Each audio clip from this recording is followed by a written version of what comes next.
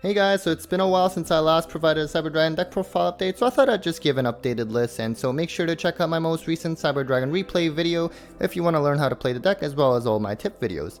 So let's just get right into it. Starting with the main deck, we of course have the 3 Cyber Dragon Core, the 3 Hers, the 2 Naxter, and the 3 OG Cyber Dragon. This is a very standard ratio, and it's been what I've been using for a very long time, so I'm not going to go into any detail. You can always check out my most more in-depth deck profiles to really learn about why the ratio is like this. But yeah, let's just get to the next ones. Next, we have the 2 Galaxy Soldier. I was playing it at 3 as well, just because I was, originally I had upped my deck size, so I wanted to make it a little bit more consistent, but instead I just dropped it back to 2 again, and I'll show you why, what other card I ended up using. And the other light machine is the Jizukuru, which of course you search with Repair Plan to get rid of your opponent's problematic monsters. We're also still playing the Therion package. I've been playing around the ratios for this as well, because one thing I've come to realize is that, with a good hand, this makes it a lot better, but when it's a bad hand, this just makes it a lot worse. So it can get clunky. That's the downside, and it's unfortunate that it's not a light machine. That'd be kind of useful at least. But because of that, I was trying different ratios with like 2 Therion, 3 Field Spell, or even like 1 Therion and 2 Field Spell. But at that point, I was like, well, if you do have the field spell, then you don't really get to make much advantage out of that if you're only playing 1 Regulus. So I'm playing 2 at the moment with the 2 field spells, but if you don't want to pay for the Therion stuff, which although at least the price has gone down a lot at the time of recording this video, but even if you don't want to, just don't worry about it. You don't have to try to find replacements or anything. You just don't have to use it at all. And then rounding out the monsters is just the 3 Ash as our hand trap. We also have 3 Imperm that I'll show later for 6 hand traps in the main. So on to these spells. We're going to start with the 3 Cyber Emergencies. Your Searcher should always be at 3. We're going to play the 1 Repair Plan. I was considering playing this at 2 as well, again, to try to increase consistency if I were to up my deck size. Although I did cut down the list to 46 from 50 from my last video. 1 is still fine, but if you want to play 2, it's acceptable. Just don't play 3 though, because it can get rather bricky. The other cyber spell is the Rough System, of course, not quite as useful now that Anaconda is gone, but it does still come up in terms of helping you get into Infinity and kind of like more awkward situations, especially when you get interrupted. The 1 Cyberload Fusion, of course, playing this again without, since I don't play Red Eyes Fusion anymore, and I can just prioritize, this or Overload Fusion, I guess, rather than Red Eyes Fusion. And so it's good in the grind game, something that you search with core. When you open it though, it's usually not a good card to open. Generally, when you have like a very bad hand, this is probably in there. On to some other related Cyber Dragon spells is the Overload Fusion for the OTK. I was playing this at 2 as well. I was trying it out. It's kind of nice. Honestly though, I'm still fine with it at 1. As I mentioned in my last profile, prior to Anaconda being released, a lot of people were playing this at 1 anyway, so it doesn't really change much. We are still playing with the dupe variant, so we're going with the 3 machine dupe. I know some people, they don't play dupe at all, and they just rely on my Galaxy Soldier and the Hers combo, and that's totally fine as well. But I guess I always end up coming back to the dupe variant, so that's just my style. Another card I decided to add is Foolish Burial, which is funny because this is a card that I didn't use since Prosperities came out, and I just got rid of it because I'm like, well, the Prosperities serve as extender is much better than Foolish can. But now with Anaconda being con, and you can't just like fall back on like 2 monsters with Anaconda leading to Dragoon, I thought I could use like another extender. And this is also kind of nice because it can potentially make your Regulus King live a little bit more as well if you just happen to draw both. So it's pretty nice. You typically send the Hers, and then it kind of gets your Repair Plant live as well. So I've liked Foolish so far. As I mentioned earlier, we have the 2 Regulus field spells. This field spell is really, really nice because of that battle protection, especially since Infinity is usually not that strong. So it's nice to be able to protect, but also allow for that recursion to get your King Regulus back and just sort of have that Omni negate and a big beater as well. On to some staple spells, Pot of Prosperity, as I mentioned in my replays as well as deck profiles. This card is very, very important in Cyber Dragons because we do have consistency issues, especially again now that Anaconda is banned. We're kind of relying on this more than ever, so it's really good. Hopefully it gets reprinted soon for people that don't want to spend the money on it right now because it's just far too expensive. Onto the Forbidden Droplet, which I guess even with the reprint is still pretty expensive. I was actually putting this in the side earlier when I was testing, and I was trying to go for like more just like purely board breaking cards only, like Lightning Storm, Evenly Match, things like that. But I decided that, you know what, I really like droplets, and not that we're getting Scythe Lock that much anymore, but in those instances it's also nice. But it's, in general, it just hits pretty much every deck. Speaking of board breakers, we're playing the 3 Lightning Storms. So, you know, not much to say about this card.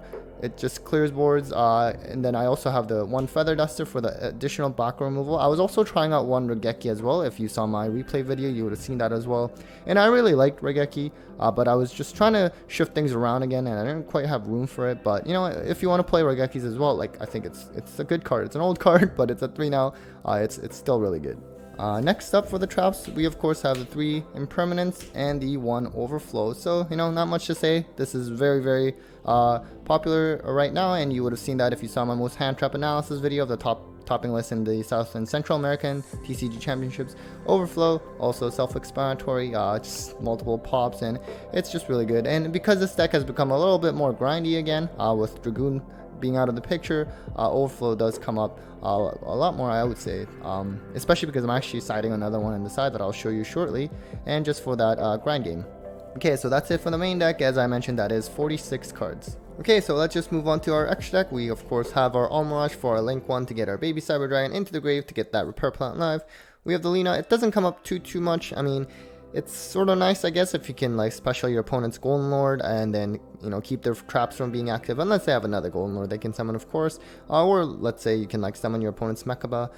So it kind of comes out, and if it gets destroyed, then you can like add a core essentially. We have the Seeger for our OTK plays with Rampage, and then of course we have our Anima, the other Link one, to suck up your Nibiru token or the Jizuku that you give to your opponent. Onto the Xyz, we have the 2 Nova, the 2 Infinity. I always like that ratio. And then of course we have the Zeus, which is kind of nice for this deck, and comes up a bit more now that we don't go into Anaconda, because, you know, if you use Anaconda's effect, then you can't special anymore, so you typically would not go into Zeus, and there would be no point of going into Zeus and then bring out also Dragoon, because you don't want to lose that. So, you know, in situations where, let's say, you have like Dark Ruler and then you can just attack and clear boards, it's kind of nice. And our last Xyz is Pallades. Doesn't come up too much, but sometimes it does in certain situations where it's like a monster that, you know, let's say it's kind of hard to out, then you can bounce it back instead of going into Nova, or maybe you have the hand to go into both Infinity and Pallades. Onto the fusions, I'm trying out 2 Mega Fleet. I think it's okay. Like, you know, I've been playing at 1 for quite some time, basically since Master Rule 5 came into effect. But, you know, it's a pretty good card and can out problematic monsters. We of course have the 2 Rampage. This is really what enables our OTKs, and now that, you know, I'm playing Cyberload Fusion again, it definitely makes sense to play 2, because it can either come through Overload Fusion, Cyberload Fusion, or sometimes it comes out of Nova when you get Nibiru, for example.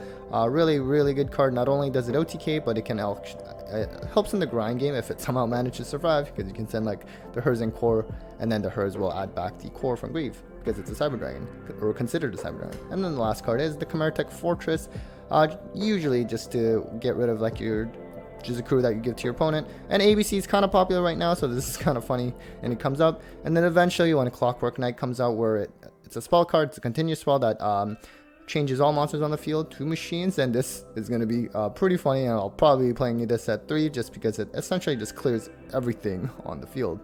And then finally, let's move on to our side. I'm going to start with the 3 Drolls, and you know, it's really good. Again, if you saw my hand trap analysis video, this is becoming more popular again. It's, aside from the variety of decks that add a lot, especially for a deck that's looking to OTK, it's very important if you can prevent them from, you know, whatever is setting up. Whereas compared to certain control decks, let's say for the other deck I'm playing, Dogmatic and Invoked Eldritch branded, I decided Droll is not the best fit, because if I hold them off for 1 turn, I may not be able to set up too much of an intimidating board, and then they can just go off the next turn. So it doesn't really work out. But for a deck like Cyber Dragons that can potentially kill them at a much higher rate, it really does pay off for them to prevent them from building anything. The other monsters, I'm actually doing triple Godarla, and the reason for this is because Flunder is by far the worst matchup for this deck, because it just so many cards just kill us, right? Dimension Shifter, for the most part, you know, that really messes us up. Whether we intentionally go first and then we get shifted, then that still screws us as well, unless you open Machine Dupe. I guess then that at least you can make Infinity that way, but under Shifter you will not be able to use the Soldier Hearse combo. And the other thing is, you know, Windbearer Statue, another very painful card if you're going second, so Godala comes up there. And then lastly, the Featherstorm, really, you know, like, what can you do against that, right? Like, you need Red Reboot, otherwise you're just gonna lose. Onto the spells in the side, we're gonna go with the 2 Dark Rulers just for some additional monster negation. We do have those 3 droplets in the main, but this is just for additional board breaking capabilities, as well as some more quick play back removal in Twin Twisters. And I do pick the Twins over Cosmic just because, again, Flunder, you do want to shotgun and try to hit that Dreaming Town in the standby or draw phase before the main phase.